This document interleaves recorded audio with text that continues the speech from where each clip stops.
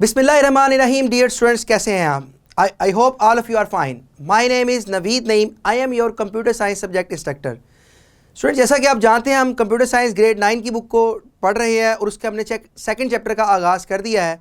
आज का जो हमारा SLO है उसको हम इस स्लाइड में देख लेते हैं कि उसको पढ़ने के बाद आप स्टूडेंट कौन सा नॉलेज हासिल करेंगे और उस नॉलेज से आप स्टूडेंट में कौन सा स्किल डेवलप होगा। Students will be able to understand and identify steps involved in computing problems। Student, जो हमारा आज का SLO है वो क्या है कि इसको पढ़ने के बाद you identify the steps involved in computing problems। Computing problems को, किसी प्रॉब्लम को सॉल्व करने के लिए कौन से स्टेप्स जो होते हैं वो इन्वॉल्व होते हैं, हम उसको आज के SLO में वन बाय वन करके उन स्टेप्स को पढ़ेंगे। और इस आज के SLO को पढ़ने के बाद आप स्टूडेंट में कौन सी एबिलिटी क्रिएट होगी, ability to understand steps involve in computing problems. ठीक है, वो स्टेप्स जो कंप्यूटिंग प्रॉब्लम में किसी प्रॉब्लम को सॉल्व करने में हमारी हेल्प करते हैं, हम उन स्टेप्स को वन बाय वन करके अंडरस्टैंड करने में कामयाब होंगे। मेरी यहाँ पे वो आपका जो आज का SLO है स्टूडेंट, आपको आपकी बुक के किस पेज पे मिलेगा? 50 आपकी बुक का पेज नंबर है। स्टूडेंट्स, आप स्टूडेंट्स से करना क्या है, इस QR कोड को अटैच करना है और जैसे आप इसको अटैच करेंगे इस आज के SLO से रिलेटेड आपको PPT स्लाइड्स और डिफरेंट रिसोर्सेज अटैच मिलेंगे। मेरी यहाँ पर टीचर से रिक्वेस्ट है कि काइंडली वीडियो को पॉज करें और हमने जो इसके साथ लेसन प्लान को अटैच किया है काइंडली वो अपने लेक्चर को इस लेसन प्लान के अकॉर्डिंग स्टूडेंट को डिलीवर करें। तो बढ़ते हैं हम आज के SLO की तरफ। Introduction. Computing problems involve a structured approach to finding solutions. Students, जो हमारे पास कंप्यूटिंग प्रॉब्लम्स होती हैं वो क्या काम करती हैं? Involve a structured approach to finding solution. Basically किसी भी कंप्यूटिंग प्रॉब्लम, किसी भी प्रॉब्लम को जब हम सॉल्व कर रहे होते हैं तो उस प्रॉब्लम को सॉल्व करने के लिए हमें एक स्ट्रक्चर्ड एक मेथड चाहिए होता है ताकि हम उसको अडोप्ट करते हुए एक स्ट्रक्चर्ड वे में उस प्रॉब्लम को सॉल्व कर सकें। तो कंप्यूटिंग प्रॉब्लम्स जो होती हैं वो हमारे उस प्रॉब्लम को सॉल्व करने में क्या करती हैं, हमारी हेल्प करती हैं। Let's explore the steps involve in solving computing problems. अब उन प्रॉब्लम को सॉल्व करने के लिए कौन से स्टेप्स इन्वॉल्व होते हैं, नेक्स्ट स्लाइड में हम उनको देखते हैं कि वो कौन कौन से स्टेप्स होते हैं। अब स्टूडेंट आप देख सकते हैं सबसे पहला जो स्टेप होता है वो क्या होता है? Define the problem. यानी कि हमें सबसे पहले प्रॉब्लम जिसको हमने सॉल्व करना है हमें उसको डिफाइन करना बड़ा ज़रूरी है।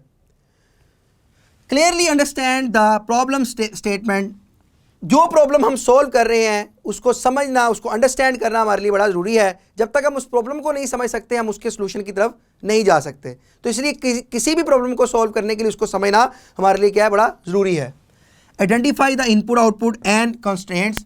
उस प्रॉब्लम को सॉल्व करने की इनपुट क्या हो सकती हैं, उसके पॉसिबल्स, और उसके इनपुट्स के बाद उसके प्रोसेसेस क्या होते हैं, उसके बाद हम किस आउटपुट तक पहुँचेंगे, उनको हल करने के लिए उसके कॉन्स्टेंट्स को समझना हमारे लिए क्या बड़ा ज़रूरी है।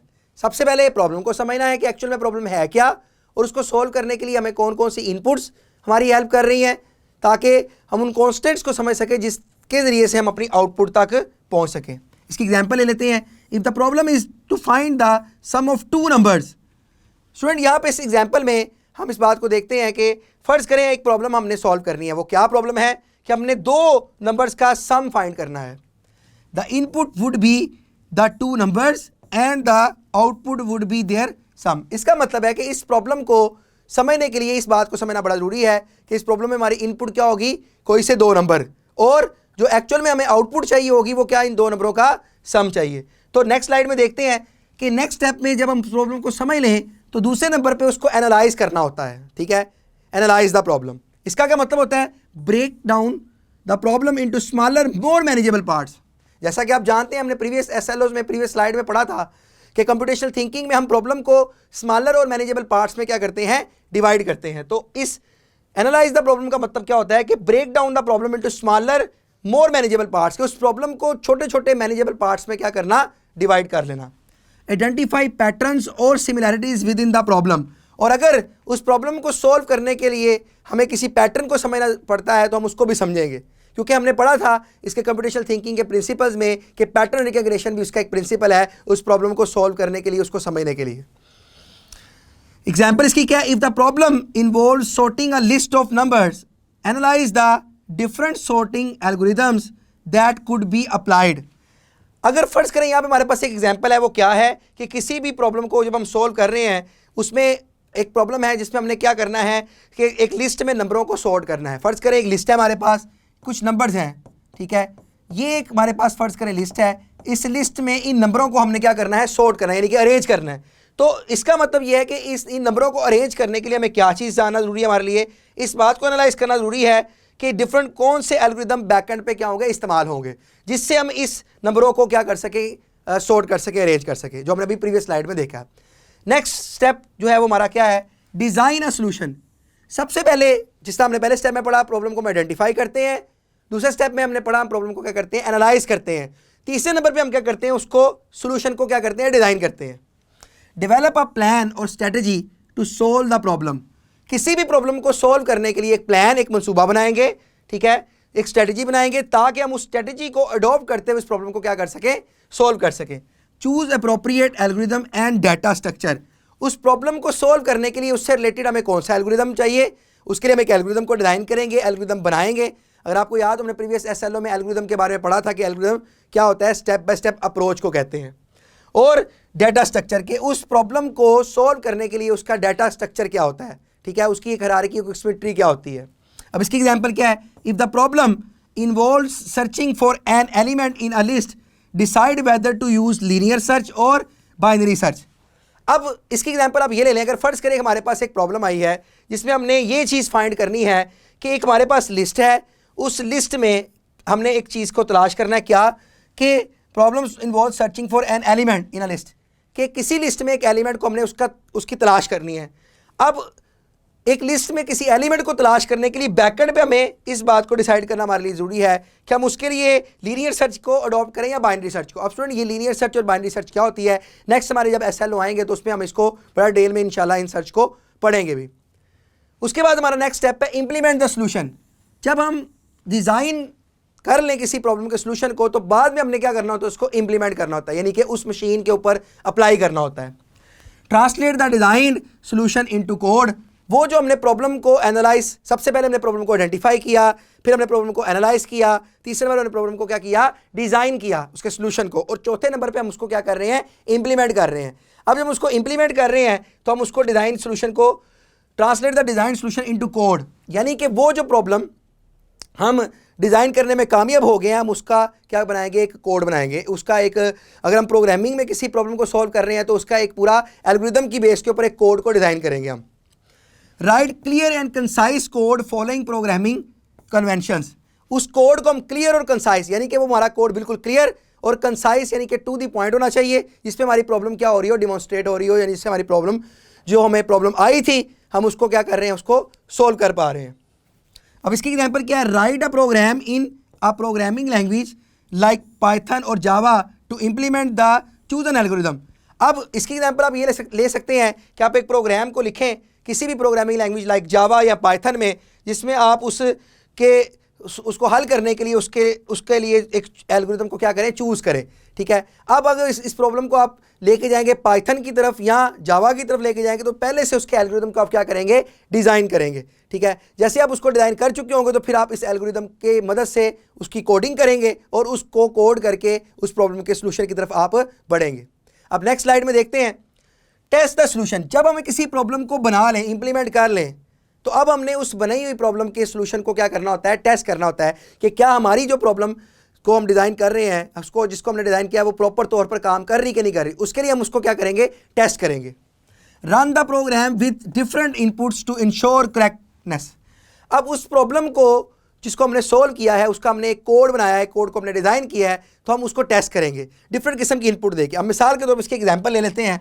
फर्ज करें मैंने एक प्लस का ऑपरेटर डिज़ाइन किया है, किसी प्रॉब्लम, हमारी एक प्रॉब्लम थी जिसमें हमने प्लस का ऑपरेटर क्या करना था, डिज़ाइन करना था।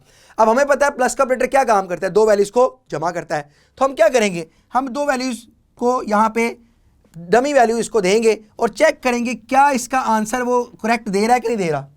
फिर इसको हम एक और वैल्यू को देकर चेक कर लेंगे कि क्या इसका आंसर हमें करेक्ट दे रहा है कि नहीं दे रहा। तो अगर मुख्तलिफ वैल्यूज़ के ऊपर हमें रिजल्ट करेक्ट मिल रहा है, तो इसका मतलब हमारा डिज़ाइन किया हुआ क्या जो प्रॉब्लम का सलूशन था वो बिल्कुल ठीक था। तो टेस्टिंग के लिए हम 2, 3, 4, 5 मरतबा उसको मुख्तलिफ वैल्यूज देकर उसको क्या करते हैं, चेक करते हैं कि क्या वो प्रॉपर काम कर रहा है कि नहीं कर रहा। Verify that the output matches the expected result, ठीक है, जैसा भी मैंने आपको बताया कि क्या हमारी आउटपुट उस रिजल्ट के ऊपर मैच कर रही है। अगर प्रॉपर मैच कर रही है तो इसका मतलब है कि हमारा डिज़ाइन किया हुआ जो सोल्यूशन है वो बिल्कुल ठीक है। Example, test the program with various test cases including boundary cases to check for any errors. और इसकी एग्जांपल में प्रोग्राम को टेस्ट करने के वाले मुख्तलिफ किस्म की टेस्टिंग है, क्या वो टेस्टिंग जो हम अप्लाई कर रहे हैं उस पर प्रॉपर तरीके से हमें रिजल्ट मिल रहा है। अगर उन टेस्टिंग को अप्लाई करने से हमें प्रॉपर रिजल्ट मिल रहा है, इसका मतलब हमने प्रॉब्लम को बिल्कुल क्या किया है, प्रॉपर तरीके से हमने उस प्रॉब्लम को क्या किया है, उसके सोल्यूशन को बनाने में हम कामयाब हुए हैं। नेक्स्ट स्लाइड में देखते हैं, अगला स्टेप हमारा क्या, evaluate the debug and debug. अब जो प्रॉब्लम को हम बनाने में कामयाब उसके सोल्यूशन को हो गए हैं, उसको हम टेस्ट भी कर चुके, हमें प्रॉपर रिजल्ट मिल रहा है, तो हम ये चेक करेंगे हम उसको डीबग के वाले से कि क्या उसमें अब कोई मज़ीद अगर एरर है तो हम उसको क्या करेंगे, रिमूव करेंगे। Analyse the program's output and identify any error, यानी कि जब हम उसको टेस्ट करेंगे तो टेस्ट करने के बाद ऊपर हमारा एक रिजल्ट आएगा। अगर वो रिजल्ट हमारा ठीक नहीं है तो इसका मतलब क्या है, हमारे डिज़ाइन किए हुए सोल्यूशन में क्या है, प्रॉब्लम है, हम उसके एल्गोरिथम को सही तरीके से डिज़ाइन नहीं कर सके, ना ही फिर डिज़ाइन के एल्गोरिथम को जब हम प्रोग्रामिंग में कोडिंग की तरफ लेके गए तो हमारा प्रॉपर वो सोल्यूशन हमें नहीं दे रहा। तो एरर हमें ये बताएगा, रिजल्ट हमें ये बताएगा कि वो प्रॉपर काम कर रहा है हमारा कोड के नहीं कर रहा। और अगर वो उसका रिजल्ट बिल्कुल ठीक है तो इसका मतलब है कि हमारी प्रोग्रामिंग के जो हमने कोड डिज़ाइन किया वो प्रॉपर हमें सोल्यूशन दे रहा है। Debug the code to fix error and improve efficiency, उसको हम एरर को ठीक करेंगे ताकि उसकी एफिशिएंसी क्या हो सके, इम्प्रूव हो सके। एग्जाम्पल, यूज डीबगिंग टूल्स और print statements to identify and resolve logical errors in the code. और अगर जो हम एरर्स को आइडेंटिफाई करने में कामयाब होते हैं तो हमें मुख्तलिफ किस्म के टूल्स चाहिए होते हैं। अगर हम किसी प्रोग्रामिंग में किसी कोड को टेस्ट कर रहे हैं तो प्रोग्रामिंग में हमें डिफरेंट किस्म के कंपाइलर्स, उसके रिजल्ट से हमें पता चलता है कि एक्चुअल में उसका रिजल्ट ठीक आया है कि नहीं आया, तो हम उसको अच्छे तरीके से क्या करेंगे, फिर ठीक करेंगे। तो स्टूडेंट ये था हमारा आज का SLO और इसके हमने डिफरेंट किस्म के स्टेप्स पढ़े हैं। कंक्लूजन की तरफ बढ़ते हैं कि हमने आज के SLO में क्या चीज़ लर्न की है। Solving computing problems involved a systematic approach that include defining the problem and analyzing it, designing a solution, implement it, testing it and debug it. By following these steps, we can effectively tackle a wide range of computational challenges. मतलब आज का हमने SLO में जो पढ़ा वो क्या पढ़ा, कंप्यूटेशनल प्रॉब्लम में कैसे हम उसको सिस्टमैटिक अप्रोच में सॉल्व कर सकते हैं और उसको सॉल्व करने में डिफरेंट किस्म के स्टेप कैसे हमारी हेल्प करते हैं। प्रॉब्लम को पहले हम डिफ़ाइन करते हैं, सबसे पहले स्टेप में प्रॉब्लम को डिफ़ाइन किया जाता है, उसके बाद एनालाइज किया जाता है, फिर उसको डिज़ाइन किया जाता है, उसके सोल्यूशन को इम्प्लीमेंट किया जाता है, टेस्टिंग होती है, ठीक है, और एंड पे क्या होती है, उसकी डिबगिंग। अगर हम प्रॉपर तौर पर इन सब स्टेप्स को परफॉर्म कर लें तो एक अच्छे तरीके से हम किसी भी प्रॉब्लम को क्या कर सकते हैं, सोल्व कर सकते हैं। तो स्टूडेंट ये था हमारा आज का SLO। उम्मीद करता हूँ कि स्टूडेंट आपको आज के SLO की जो है वो समझ लगी होगी। अब आप स्टूडेंट ने करना क्या, यहाँ पे वीडियो को करना है पोस्ट, और हमने यहाँ पे यूट्यूब लिंक को अटैच किया है।